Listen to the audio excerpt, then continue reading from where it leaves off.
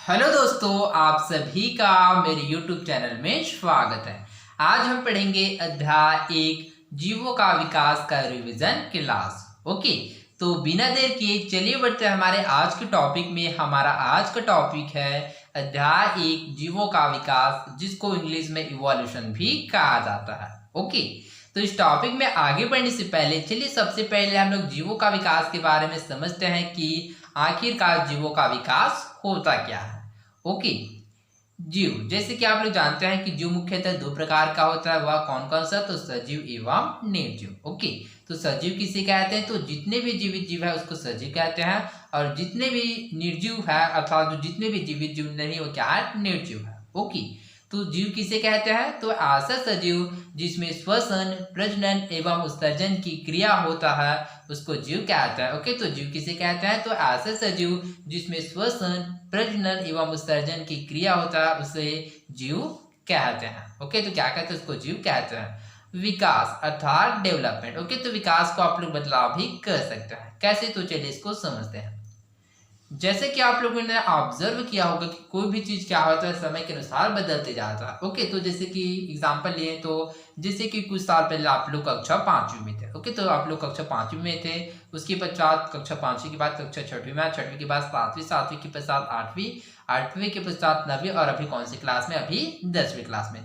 तो आप लोगों ने ऑब्जर्व किया होगा कि जैसे जैसे आप लोगों का समय बीतते गया वैसे वैसे आप लोगों ने क्या है? एक क्लास को पार करते गए, अर्थात वैसे वैसे आप लोगों का शारीरिक डेवलपमेंट अर्थात आप लोगों का शरीर का जो डेवलपमेंट वह भी होता है। अर्थात इस प्रकार से क्या है? समय के अनुसार विकास होता गया। अर्थात विकास से तात्पर्य हम लोग कह सकते हैं कि समय के अनुसार बदलाव को ही विकास कहते हैं। ओके, तो जीवों का विकास किसे कहते हैं? तो इस प्रकार से हम लोग कह सकते हैं कि जीवों का समय के अनुसार बदलाव को ही जीवों का विकास या इवोल्यूशन कहते हैं। तो जीवों का विकास या इवोल्यूशन किसे कहते हैं? तो जीवों का समय के अनुसार बदलाव को ही जीवों का विकास या इवोल्यूशन कहते हैं। ओके, तो चलिए इसको एक अच्छे एग्जांपल के द्वारा अच्छे से समझते हैं। ओके, तो आप लोगों ने ऑब्जर्वेशन किया होगा था, आप लोगों ने ऑब्जर्व किया होगा कि कोई भी घर में जब बच्चा पैदा होता है तो वो क्या, या फिर कोई भी बच्चा जन्म लेता है तो क्या वो पहले दिन से बोलना, चलना या फिर खाना सीख जाता है? क्या नहीं, ना ही वो पहले दिन से बोलना सीखता है, ना ही चलना सीखता है, ना ही वह खाना सीखता है। ओके, तो उसके लिए क्या चाहिए? उसके लिए समझ है। ओके, तो जैसे कि ये कोई क्या है? एक बच्चा है। ओके, तो इसका क्या हुआ? जन्म हुआ। ये क्या? पहले दिन का। ओके, तो क्या पहले दिन से बोलना, चलना, फिर खाना सीखता है? क्या नहीं। ओके, इसके लिए क्या चाहिए? समय चाहिए। अर्थात जैसे जैसे समय बीतता जाता है, समय बीतता जाता है, वैसे वैसे इसका जो शारीरिक डेवलपमेंट अर्थात इसका जो शरीर का विकास है वह होते जाता है। ओके, तो इसके पश्चात पहले 1 साल का होता है, 1 के बाद 2 का, 2 के पश्चात 3 का होता है, 3 के पश्चात 4 का, 4 के बाद 5, 5 के बाद 6, 6 के बाद 7। तो इस प्रकार से इसका जो प्रक्रिया है वह आगे बढ़ता जाता है। ओके, जैसे जैसे इसका समय बीतता जाता है वैसे वैसे क्या है? वह अन्य गतिविधियां भी करने लग जाता है, अर्थात समय के अनुसार क्या है? या अलग अलग एक्टिविटी भी करने लगता है। अर्थात इस प्रकार से हम लोग कह सकते हैं कि जैसे जैसे समय बीतता जाता है वैसे वैसे बदलाव होता जाता है। ओके, तो जीवों का समय के अनुसार बदलाव को ही जीवों का विकास या इवोल्यूशन कहते हैं। तो जीवों का विकास या इवोल्यूशन किसे कहते हैं? तो जीवों का समय के अनुसार बदलाव को ही जीवों का विकास या इवोल्यूशन कहते हैं। ओके, तो आई होप आप लोगों को समझ आया होगा कि जीवों का विकास या इवोल्यूशन किसे कहते हैं। ओके, तो चलिए आगे बढ़ते हैं। ओके, तो इसके पश्चात हम लोगों ने प्रजातियों के बारे में जाना था कि प्रजाति क्या होता है। ओके, तो चलिए समझते हैं कि प्रजाति किसे कहते हैं। ओके, तो जीवों का जो नस्ल होता है उसे ही उस जीव का प्रजाति कहते हैं। प्रजाति किसे कहते हैं? तो जीवों का जो नस्ल होता है उसे ही उस जीव का प्रजाति कहते हैं। ओके, कैसे? तो चलिए इसको उदाहरण के द्वारा समझते हैं। ओके, जैसे कि मनुष्य। ओके, तो जैसे कि हम लोगों में देखें तो मनुष्य की क्या कौन कौन से प्रजाति होता है? तो मनुष्य की मुख्यतः क्या है? 3 ही प्रजाति होता है। कौन कौन से? तो वह है मेल, फीमेल अर्थात स्त्री, पुरुष एवं ट्रांसजेंडर। ओके, तो मनुष्य की कितनी प्रजाति होता है? वह 3 होता है, स्त्री, पुरुष एवं ट्रांसजेंडर। ओके, ठीक इसी प्रकार यदि हम लोग कुत्ता की बात करें तो जैसे कि जर्मन शेफर्ड कुत्ता हो गया, लैब्राडोर हो गया, गोल्डन रिट्रीवर हो गया। ओके, इसी प्रकार बिल्ली जैसे कि बॉम्बे कैट हो गया, चीटीदार बिल्ली हो गया, बंगाल बिल्ली हो गया, एवं गाय का जैसे कि गिर गाय हो गया, लाल सिंह भी हो गया, साहिवाल हो गया। इस प्रकार से पूरे पृथ्वी पर क्या है? जितने भी जीव है सभी का क्या होता है? प्रजातियां होता है। ओके, अर्थात इस प्रकार से हम लोग कह सकते हैं कि प्रजाति किसे कहते हैं, तो किसी जीव का जो नस्ल होता है उसी उस जीव का प्रजाति कहते हैं। ओके, इसके बाद हम लोगों ने जीवाश्म के बारे में जाना था कि जीवाश्म क्या होता है। तो जीवाश्म किसे कहते हैं, तो जैसे कि इसके नाम से स्पष्ट है था, जीवात्म था जीवों के अवशेष। ओके, तो जीवों के अवशेष को जीवाश्म कहते हैं। ओके, तो आप लोग जीवाश्म के संबंध में याद रखिएगा कि जीवाश्म किसी भी जीवों के द्वारा हम क्या है, हम कुछ भी पता लगा सकते हैं। तो जीवाश्म के द्वारा हम लोग किसी भी जीवों के बारे में जानकारी प्राप्त कर सकते हैं। ओके, तो आप लोगों के माइंड में क्वेश्चन आ रहा होगा कि किस प्रकार से जो कुछ जीव है क्या होगा आधुनिक समय में विलुप्त हो गए। ओके, जो कि प्राचीन समय में तो उपस्थित है परंतु आधुनिक समय में उपस्थित नहीं है। तो लोगों ने अर्थात वैज्ञानिकों ने किस प्रकार से उस जीवों का पता लगा होगा। ओके, तो जैसे कि मैंने आप लोगों को अभी जीवाश्म के बारे में बताया कि जीवाश्म क्या होता है, तो जीवों के जो अवशेष होता है उसी को ही जीवाश्म कहते हैं। ओके, तो वैज्ञानिकों ने क्या है उस जीव के अवशेष अर्थात जीवाश्म के द्वारा पता लगाया है कि किस प्रकार से जो प्राचीन समय में उपस्थित जो जीव थे जो आधुनिक समय में उपस्थित नहीं है। ओके, किसके द्वारा, तो उसके जीवाश्म अर्थात जीवों के अवशेष के द्वारा। ओके, तो उन्हीं में से एक है डायनासोर। ओके, तो जैसे कि आप लोगों ने डायनासोर्स के नाम सुना होगा। ओके, तो डायनासोर्स क्या है, डायनासोर्स जो आधुनिक समय में उपस्थित नहीं है परंतु प्राचीन समय में क्या है पूरे विश्व में उपस्थित है। ओके, तो डायनासोर्स का पता लोगों ने किस प्रकार से किया होगा। ओके, तो डायनासोर्स का पता क्या है, वैज्ञानिकों ने क्या है उसके जीवाश्म अर्थात जीवों के अवशेष के द्वारा पता लगाया कि जो डायनासोर्स है वो प्राचीन समय में उपस्थित है परंतु आधुनिक समय में उपस्थित नहीं है। ओके,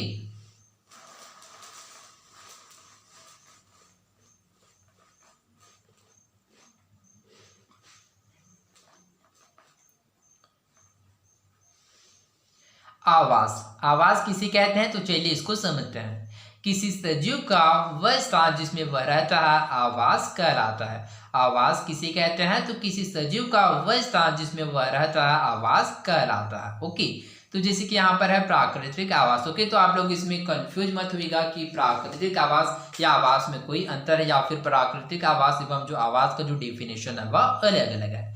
ओके, जो प्राकृतिक आवास होता है उसी को ही क्या है आवास भी कहते हैं। ओके, तो प्राकृतिक अर्थात प्रकृति के द्वारा। तो प्राकृतिक आवास किसे कहते हैं, तो किसी सजीव का वह प्राकृतिक आवास जिसमें वह रहता है आवास या प्राकृतिक आवास कहलाता है।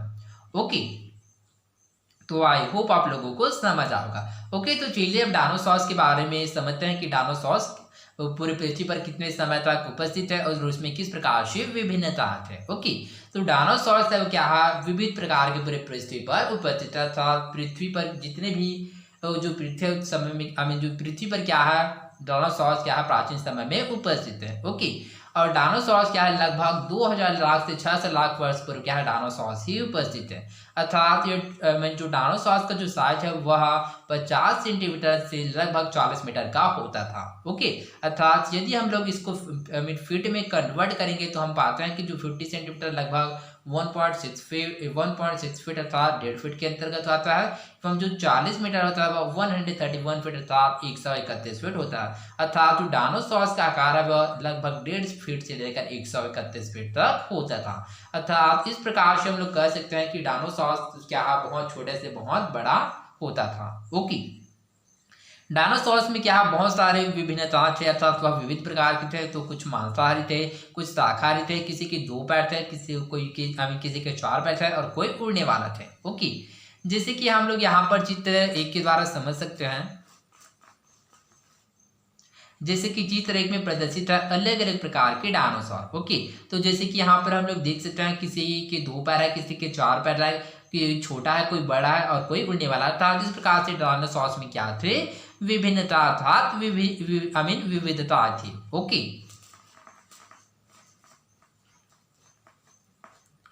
इसके साथ हम लोगों ने जाना था कि जो डायनासोर्स के समय में कुछ ऐसे भी जीव थे क्या है जो डायनासोर्स के समय में भी उपस्थित है और आधुनिक समय में भी उपस्थित है। ओके, तो जैसे कि सवाल हो गया जिसको हम लोग साधारण भाषा में काई के नाम से जानते हैं, फॉन हो गया, मास हो गया, साइकस, गिंको, ये आदि पौधे क्या है डायनासोर के समय में भी पाए जाते थे और आधुनिक समय में भी पाए जाते हैं। ओके, तो इसी प्रकार से स्तनधारी प्राणी जैसे कि चूहे हो गया, तिलचट्टा हो गया, काकरोच हो गया, ये भी क्या है डायनासोर के समय में भी पाए जाते थे और आधुनिक समय में भी पाए जाते हैं। ओके, तो आई होप आप लोगों को समझ आ होगा।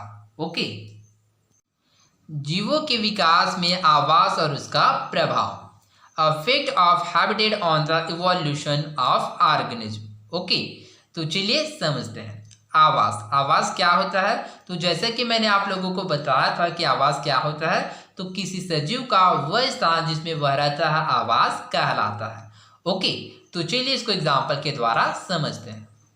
जैसे कि आप लोगों ने मछली देखा होगा, तो मछली पेड़ पर रहता है क्या? नहीं। मछली सड़क पर रहता है क्या? नहीं। तो मछली कहाँ पर रहता है? मछली पानी में रहता है। ओके, ठीक इसी प्रकार यदि हम लोग पक्षियों की बात करें, तो पक्षियों क्या पानी में रहता है क्या? नहीं। ओके, तो कुछ पक्षी होता है जो पानी में रहता है लेकिन कुछ समय के लिए, किंतु जितने भी पक्षी होता है वह कहाँ होता है? तो वह पेड़ पौधे पर ही होता है। ओके, ठीक इसी प्रकार यदि हम मनुष्य की बात करें, तो क्या हम लोग पेड़ पौधे या फिर पानी में रहते हैं क्या? नहीं। तो हम कहाँ रहते हैं? तो हम अपने घर में रहते हैं। तो इस प्रकार से पृथ्वी पर जितने भी जीव है उन सभी का क्या होता है? अपना अपना आवास होता है। तो अपना अपना क्या होता है? एक स्थान होता है जिसमें वह रहता है, उसे उसका क्या कहते हैं? आवास कहते हैं।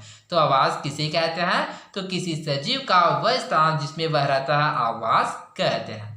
ओके, तो चलिए समझते हैं कि किसी भी जीवों के विकास में आवास क्या प्रभाव डालता है, अर्थात चलिए समझते हैं कि किसी जीवों के विकास में आवास प्रभाव डालता है या फिर नहीं। तो किसी भी जीवों के विकास में आवास महत्वपूर्ण प्रभाव डालता है। कैसे? तो चलिए इसको समझते हैं। जैसे कि मछली कहाँ पर रहता है? तो मछली पानी में रहता है। ओके, तो मछली को यदि पानी से बाहर निकाल दिया जाए तो वो कितने समय तक रह सकता है? तो ज़्यादा से ज़्यादा 2 से 3 घंटों तक, ज़्यादा से ज़्यादा 2 से 3 घंटों तक। उसके पश्चात क्या होगा? वह मर जाएगा। ठीक इसी प्रकार यदि पक्षियों को पानी में रखें तो पानी में कितने समय तक रख सकता है? तो ज़्यादा से ज़्यादा 1 दिन तक, अर्थात उसके पश्चात क्या हो जाएगा? वह भी मर जाएगा। ठीक इसी प्रकार यदि हम मनुष्य की बात करें, तो मनुष्य पेड़ पौधे या फिर पानी में कितने दिनों तक रह सकते हैं? ज़्यादा से ज़्यादा 2 से 4 दिनों तक। ओके, तो इस प्रकार से क्या होगा?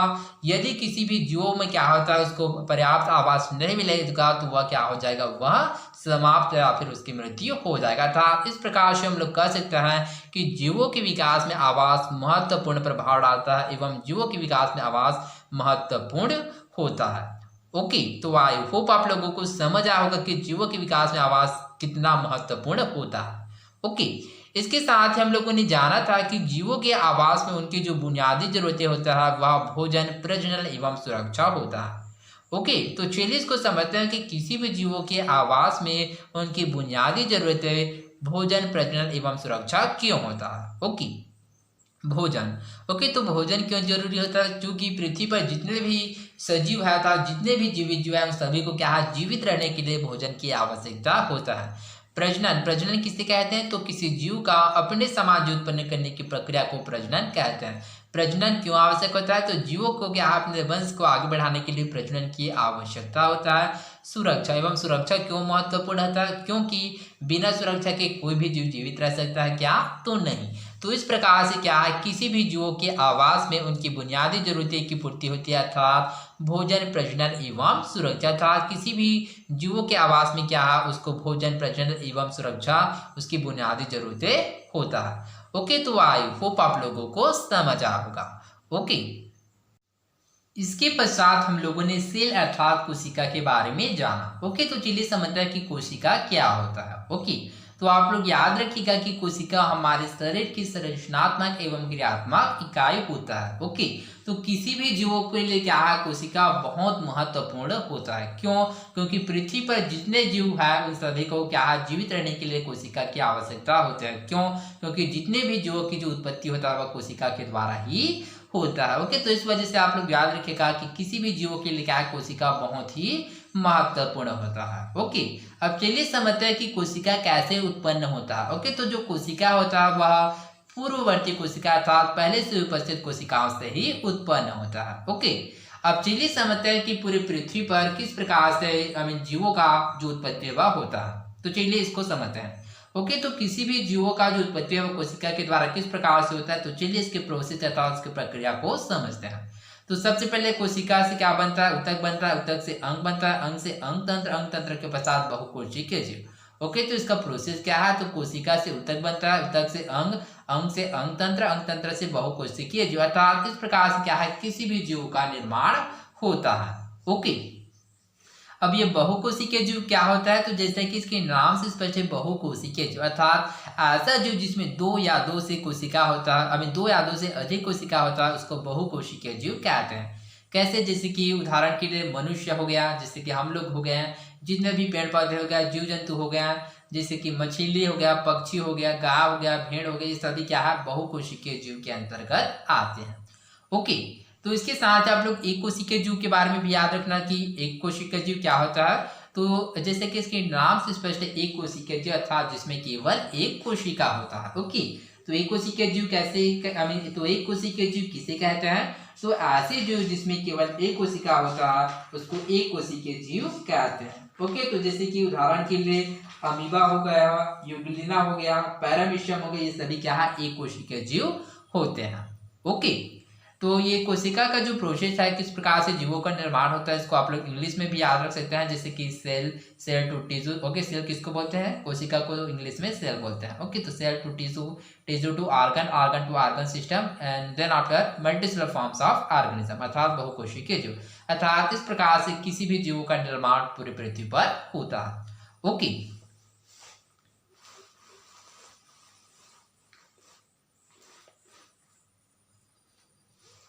बीगल का सफर और डार्विन का अनुभव, experience of Darwin and journey of beagle.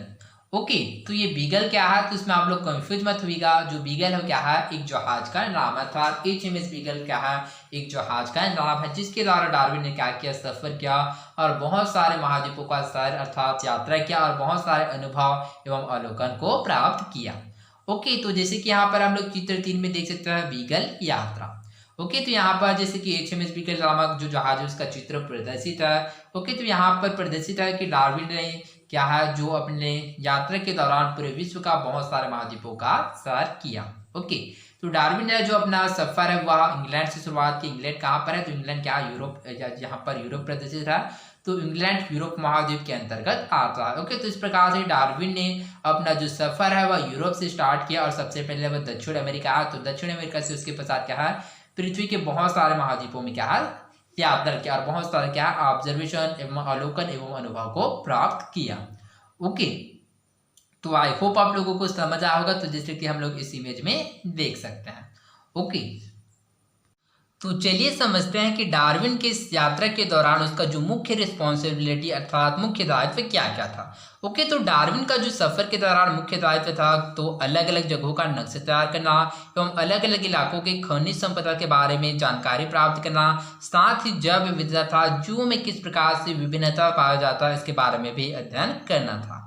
Okay, इसके साथ ही आप लोग याद रखिएगा कि जो बीगल का सफर है वह 27 दिसंबर 1831 को शुरू हुआ एवं 2 अक्टूबर 1836 में खत्म हुआ। ओके, तो इस प्रकार से जो बीगल का सफर में कितना समय लगा, तो बीगल का सफर में लगभग अर्थात उसमें कितना समय लगा, तो उसमें 4 वर्ष 9 माह एवं 6 दिन लगा। ओके, तो आई होप आप लोगों को समझ आ होगा। ओके, डार्विन के अवलोकन, ऑब्जर्वेशन ऑफ डार्विन। ओके, तो चलिए समझते हैं कि डार्विन ने अपने सफर के दौरान क्या है, बहुत सारे महाद्वीपों का सैर किया। ओके, तो उन्होंने क्या क्या अवलोकन किया, तो चलिए उसके बारे में समझते हैं। डार्विन के अवलोकन, ऑब्जर्वेशन ऑफ डार्विन। ओके, तो चलिए इसको समझते हैं। तो चलिए डार्विन के जो अवलोकन है उसको एक सिंपल वे में समझने का प्रयास करते हैं। ओके, जैसा कि हम लोग जानते हैं कि डार्विन ने अपना जो सफ़र कहाँ से स्टार्ट किया, तो उन्होंने HMS बीगल नामक जहाज से अपना सफ़र स्टार्ट किया था। समुद्र के रास्ते से अपना जो यात्रा है उसने शुरू किया। तो चलिए इसको समझते हैं। ओके, तो डार्विन ने अपना जो यात्रा समुद्र के रास्ते शुरू किया, तो उन्होंने क्या, समुद्र के जल का ऑब्जर्वेशन अर्थात अवलोकन किया। तो वे आश्चर्यचकित हो गए, क्यों, क्योंकि वहाँ पर उन्होंने बहुत सारे जीव दिखे। साथ ही उन्होंने पाया कि वो सभी जो क्या एक दूसरे से खाद्य श्रृंखलाओं के द्वारा जुड़े हुए हैं। वैसे ही जब उन्होंने दक्षिण अमेरिका के जंगल पर गया, तो वैसा ही खाद्य श्रृंखला वहाँ पर भी मिला। वहाँ पर भी क्या, जितने भी जीव थे वह एक दूसरे से क्या है, खाद्य श्रृंखलाओं के द्वारा जुड़े हुए थे। ओके, तो इस प्रकार से डार्विन के मन में आया कि हर तरफ संघर्ष है, मरो या मारो, जो जीव बच सकता है वही बच रहा है। ओके, तो डार्विन ने ऐसा इसलिए क्यों कहा कि हर तरफ संघर्ष है, मरो या मारो। ओके, तो चूंकि हम लोग जानते हैं कि खाद्य श्रृंखला एवं खाद्य जाल में क्या होता है, तो एक जीव क्या होता है, दूसरे जीव के द्वारा होता है जुड़े हुए होता है, अर्थात जितने भी जीव होते हैं क्या एक दूसरे से जुड़े हुए होता है। जिसमें से कुछ जीव मर जाते हैं व कुछ जीव बच जाते हैं। तो इस वजह से क्या डार्विन ने यह कथन बोला कि हर तरफ संघर्ष है, मरो या मारो। अर्थात इस प्रकार से क्या है, जो जीव बच सकता है वही बच रहा, और जो भौगोलिक जरूरत के अनुसार जो ढल जाता है वही जीव बच जाता है। ओके, जो एक लंबे समय के पश्चात एक नए प्रजाति के रूप में दिखाई देता है। ओके, उष्णकटिबंधीय जंगल। ओके, तो उष्णकटिबंधीय जंगल में विविध प्रकार के जीवों का अध्ययन डार्विन ने पहली बार किया था। ओके, दक्षिण अमेरिका के पहाड़ एवं चट्टान में। ओके, तो जब डार्विन ने दक्षिण अमेरिका के पहाड़ एवं चट्टान में गया तो उन्होंने समुद्र जीवों के जीवाश्म मिले। ओके, तो उन्होंने अवलोकन किया कि शायद कुछ समय पहले यहाँ पर भूकंप आया होगा, जिसकी वजह से जो समुद्र जीवों के जो जीवाश्म है वह पहाड़ एवं चट्टानों पर स्थित है। ओके, तो इस प्रकार से उन्होंने अवलोकन किया कि समय के अनुसार महाद्वीप एवं महासागरों में भी व्यापक रूप से बदलाव आ सकता है। ओके, रेतीले समुद्र। इसके पश्चात डार्विन ने रेतीले समुद्र के किनारे गया तो उन्होंने अवलोकन किया कि निरंतर चलने वाली प्रक्रियाओं से निरंतर चलने वाली प्रक्रियाओं से पृथ्वी की सतह पर भी परिवर्तन आ सकता है। ओके, विशाल का विलुप्त स्तनधारी सरीसृप जीवाश्म। ओके, तो विशाल का विलुप्त स्तनधारी और सरीसृप जीवाश्म से उन्होंने ऑब्जर्वेशन अर्थात अवलोकन किया कि जो प्राचीन समय में उपस्थित जो जीव थे और जो आधुनिक समय में उपस्थित जीव है उसमें विभिन्नताओं के साथ साथ अर्थात भिन्नताओं के साथ साथ समानता भी। ओके, तो चलिए समझते हैं कि उसमें भिन्नताओं के साथ साथ समानताएं क्यों है। ओके, तो भिन्नता इसलिए है क्योंकि हम लोग जानते हैं कि जीवों का विकास से डेफिनेशन में जाना था कि जीवों का विकास किसे कहते हैं, तो जीवों का समय के अनुसार बदलाव को ही जीवों का विकास कहते हैं। ओके, अर्थात जीवों का क्या होता है, समय के अनुसार बदलाव होता है, जिसकी वजह से उसमें कुछ बदलाव होता है जो एक लंबे समय के पश्चात एक नए प्रजाति के रूप में दिखाई देता है। इस वजह से उसमें भिन्नता है और उसमें समानता इसलिए क्योंकि उस जीवों का जो उत्पत्ति है वह उसके पूर्वज था उसी जीवों के द्वारा हुए है, इस वजह से उसमें समानता होता है। ओके, तो इस प्रकार से डार्विन के अवलोकन था, इस प्रकार से डार्विन का अवलोकन है। ओके, तो आप लोग इसी तरह से इस कीवर्ड के द्वारा याद रखिएगा ताकि आप लोगों को इसको याद रखने में आसानी हो। ओके, तो ये पहले में आएगा समुद्री और दक्षिण अमेरिका वाला, दूसरा आएगा उष्णकटिबंधीय जंगल वाला, तीसरा है दक्षिण अमेरिका के पहाड़ एवं चट्टान में, चौथा है रेतीले समुद्र और पांचवा है विशाल का विलुप्त स्तनधारी सरीसृप जीवाश्म। ओके, तो इसको क्या है आप लोग इसका जो कीवर्ड्स है जो एक एक पॉइंट है था जो वर्ड्स है इसको आप लोग अच्छे से याद रखिएगा ताकि क्या है आप लोग इसके जो टॉपिक है उसको अच्छे से आप लोग डिस्क्राइब कर सकते हैं। ओके, तो आप लोग इसका जो कीवर्ड्स इसको याद रखोगे तो आप लोगों को इसका जो अवलोकन है वह आसानी से याद रहेगा। तो आई होप आप लोगों को डार्विन के अवलोकन समझ आया होगा। ओके,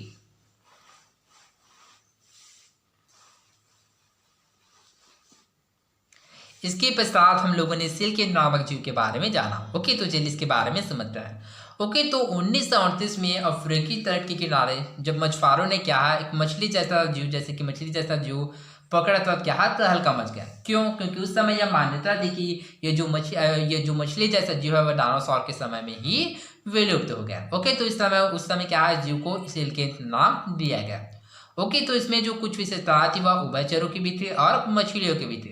अब ये उभयचर क्या होता है, तो ऐसा जीव जो जल एवं थल दोनों में रहता है उसको उभयचर कहते हैं। जैसे कि मेढक क्या होता है, उभयचर होता है। क्यों? क्योंकि वो जल में भी रहता है एवं थल में भी रहता है। ओके, तो इसको क्या है इस जीव को बहुत लंबे समय तक जीवाश्म कहा गया। क्यों? क्योंकि इस जीव में कोई भी विकास नहीं हो रहा था, इस वजह से इसको लंबे समय तक जीवाश्म कहा गया। परंतु बहुत लंबे समय के पश्चात लोगों ने देखा कि अर्थात लोगों ने अवलोकन किया कि इस जीव में क्या है थोड़े समय के पश्चात क्या है इसमें विकास की प्रक्रिया अभी भी हो रही, इसलिए इसको कहा कि इस जीव को जीवाश्म कहना ठीक नहीं होगा। ओके, गलापागोस के द्वीप समूह पर डार्विन के कुछ विशेष अवलोकन। ओके, तो चलिए समझते हैं कि गलापागोस के द्वीप समूह पर डार्विन ने क्या क्या अवलोकन किया। ओके, तो डार्विन ने गलापागोस के द्वीप समूह पर बहुत सारे जीवों का अवलोकन किया है। ओके, तो चलिए इसके बारे में समझते हैं। जैसे कि यहाँ पर हम लोग चित्र 5 में देख सकते हैं गलापागोस पर पहला गोहेटा जैसा जीव जो कि 60 से 100 सेंटीमीटर है, जैसे कि यहाँ पर हम लोग चित्र में देख सकते हैं। दूसरा है हंस जैसा बुबी नामक पक्षी जो 70 से 90 सेंटीमीटर है, तीसरा है कैटस जो कि 600 से 700 सेंटीमीटर है, जैसे कि यहाँ पर हम लोग देख सकते हैं। चौथा है फिंच जो 10 से 20 सेंटीमीटर है एवं पांचवा कछुआ जो कि 120 से 150 सेंटीमीटर है। ओके, तो इस प्रकार से डार्विन ने क्या है गलापागोस के द्वीप समूह पर क्या है जीवों का अध्ययन किया। ओके, तो इसी प्रकार डार्विन ने क्या है कि गालापागोस के द्वीप समूह पर क्या है कि जो आर्madillo अर्थात और जो वर्मी नामक जो जीव है उसका भी अध्ययन किया। जैसे कि यहाँ पर हम लोग चित्र 6 में देख सकते हैं अप्राचीन वर्मी या प्राचीन वर्मी है और ब वर्तमान समय का वर्मी। ओके, तो वर्मी अर्थात जिसको आर्madillo भी कहते हैं। ओके, तो डार्विन ने ऑब्जर्वेशन अर्थात डार्विन ने अवलोकन किया जो प्राचीन समय के जो वर्मी अर्थात जो प्राचीन समय के जो आर्madillo थे वो काफी बड़े थे, परंतु जो आधुनिक समय का जो आर्madillo वो काफी छोटे। अर्थात इस प्रकार से डार्विन ने अवलोकन किया कि जीवों में क्या होता है, समय के अनुसार परिवर्तन होता है, जिसकी वजह से क्या होता है उसमें बदलाव आता है। ओके, तो जैसे कि हम लोग इस चित्र के माध्यम से समझ सकते हैं कि प्राचीन समय का वर्मी काफी बड़ा है किंतु आधुनिक समय का वर्मी छोटा था। इस प्रकार से जीवों में समय के अनुसार बदलाव आता है।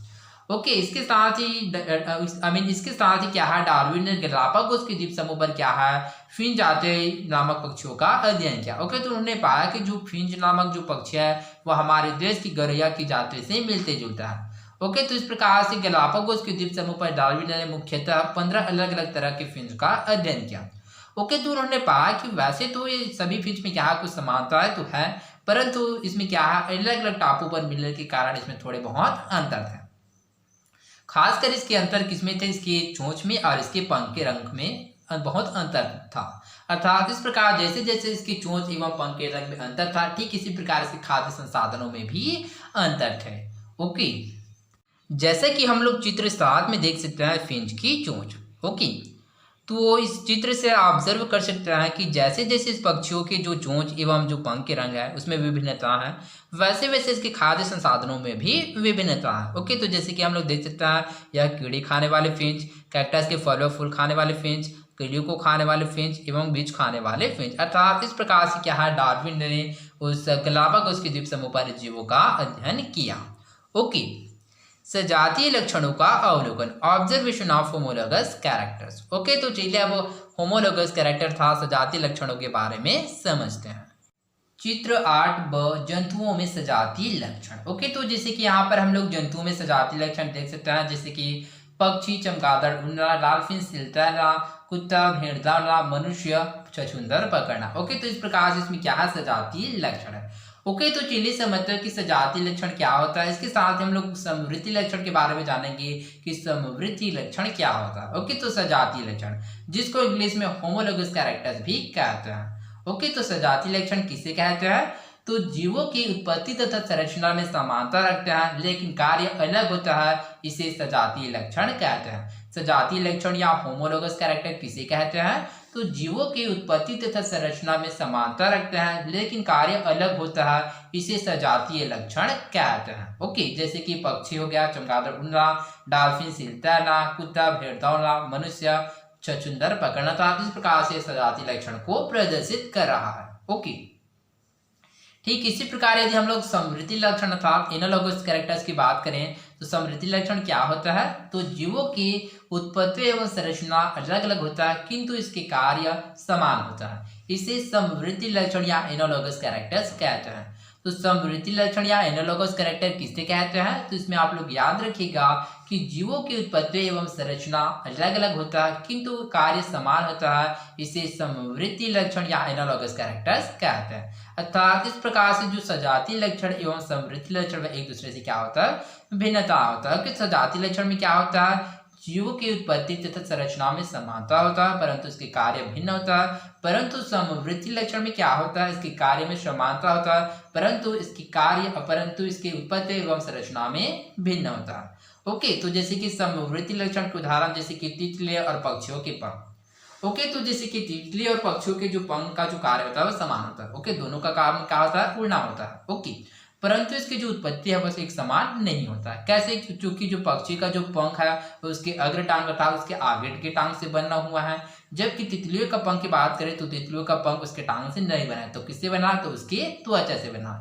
अर्थात इस प्रकार से इसकी उत्पत्ति में विभिन्नता है। तो आई होप आप लोगों को सजातीय एवं समवृद्धि लक्षण अर्थात होमोलोगस एवं एनालॉगस कैरेक्टर्स के बारे में समझ आ होगा। ओके,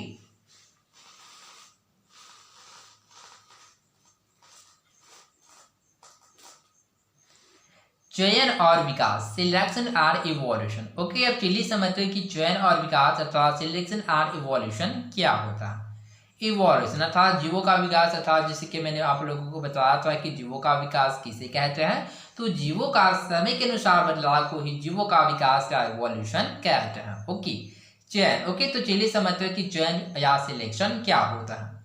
चयन या प्रकृति द्वारा स्वतः चलने वाली प्रक्रिया है जिसके कारण जीवों का विकास होता है।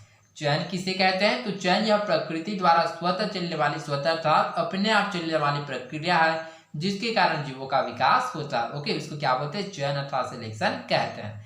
चयन के अंतर्गत हम लोगों ने प्राकृतिक चयन एवं कृत्रिम चयन के बारे में पढ़ा था। ओके, तो प्राकृतिक चयन को नेचुरल सिलेक्शन कहते हैं और कृत्रिम चयन को इंग्लिश में आर्टिफिशियल सिलेक्शन कहते हैं। ओके, तो चलिए प्राकृतिक चयन, नेचुरल सिलेक्शन एवं कृत्रिम चयन कृत्रिम चयन आर्टिफिशियल सिलेक्शन, इन दोनों के बारे में समझते हैं। जैसे कि प्राकृतिक चयन, जैसे कि इसके नाम से स्पष्ट, प्राकृतिक चयन अर्थात प्रकृति के द्वारा, तो प्रकृति के द्वारा होने वाला चयन को प्राकृतिक चयन नेचुरल सिलेक्शन कहते हैं और कृत्रिम चयन किसे कहते हैं, तो मनुष्य के द्वारा किए जाने वाले चयन को कृत्रिम चयन या आर्टिफिशियल सिलेक्शन कहते हैं। ओके, विकास का सिद्धांत, थ्योरी ऑफ इवोल्यूशन।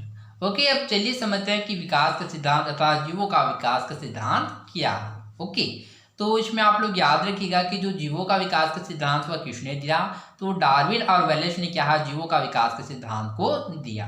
तो चलिए समझते हैं कि विकास का सिद्धांत अर्थात थ्योरी ऑफ इवोल्यूशन क्या है।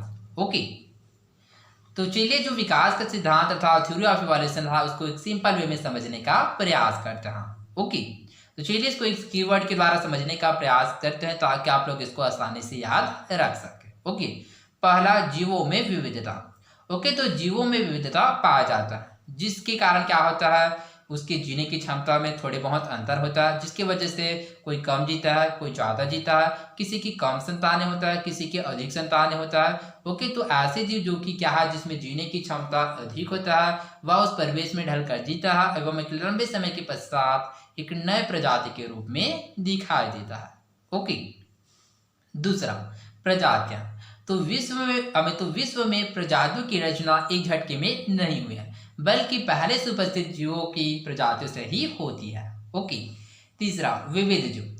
विविध जीवों की उत्पत्ति है वह एक समान पूर्वज से हुआ है, इसलिए जो विकास की प्रक्रिया है उसको एक शाखित पेड़ के रूप में दर्शाया जा सकता है। चौथा, जनसंख्या। ओके, तो किसी भी जगह की जनसंख्या में जो पाए जाने वाले जीवों में विभिन्नता होता है, इनमें से कुछ विभिन्नता होता है वह एक पीढ़ी से दूसरे पीढ़ी में जाता है। पांचवा, खास विभिन्नता।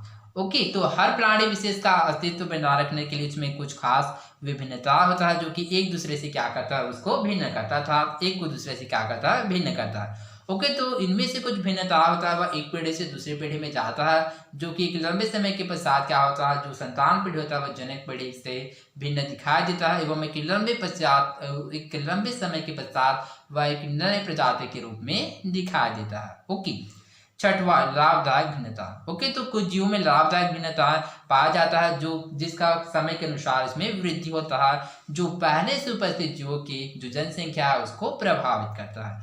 क्यों? क्योंकि जो लाभदायक भिन्नता वाले जीव होता है वह प्रकृति के अनुसार अपने आप को ढालता है जिसकी वजह से क्या होता है, इसकी संख्या में वृद्धि होता है। ओके, तो इस प्रकार से प्रजातियों की आबादी में क्रमशः बदलाव होता है जिससे जीवों का विकास है वह चलता रहता है। ओके, तो आई होप आप लोगों का विकास का सिद्धांत, थ्योरी ऑफ इवोल्यूशन का जो सिद्धांत है वह समझ आया होगा। ओके, तो आप लोग इसको इस प्रकार से भी शॉर्ट वे में याद रख सकते हैं ताकि आप लोगों को याद रखने में आसानी हो।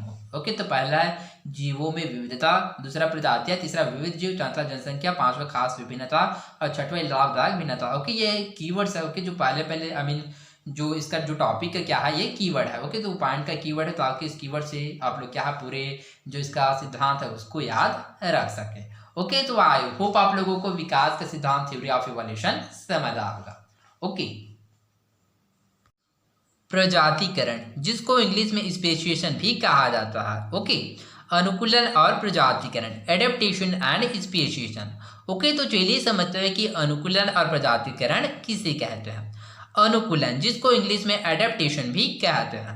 ओके, तो किसी जीव का अपने आवास में ढल जाने की प्रक्रिया को अनुकूलन या अडेप्टेशन कहते हैं। तो अनुकूलन या अडेप्टेशन किसे कहते हैं? तो किसी जीव का अपने आवास में ढल जाने की प्रक्रिया को ही अनुकूलन या अडेप्टेशन कहते हैं। ओके, प्रजातिकरण किसे कहते हैं?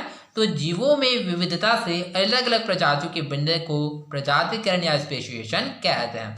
प्रजातिकरण या स्पेशिएशन किसे कहते हैं? तो जीवों में विविधता से अलग अलग प्रजातियों के बनने को ही प्रजातिकरण या स्पेशिएशन कहते हैं। ओके, प्रजातियां आखिर क्या है?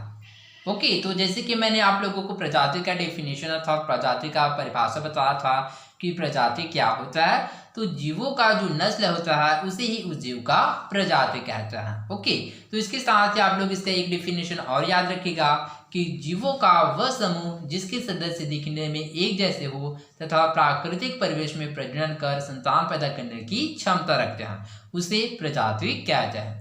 ओके, तो आई होप आप लोगों को समझ आया होगा। तो आज के लिए बस इतना ही, मिलते हैं अगले वीडियो में। धन्यवाद।